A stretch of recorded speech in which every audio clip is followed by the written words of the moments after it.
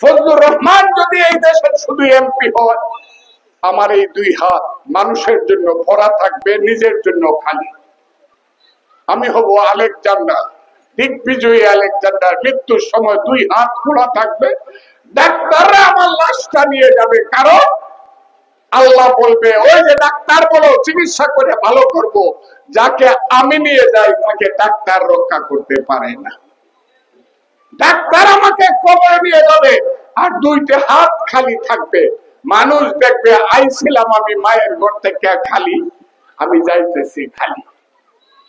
সম্পদ কিছু না, সম্পদ হলো জঞ্জাল। আমি আপনাদেরকে তাই বলি, আমাকে একটা সুযোগ দয়া করে দেন। বছর যাবত অষ্টগ্রামটা বইলে দেওয়ার মধ্যে নাও পাইছি, অন্ধকার রাখি।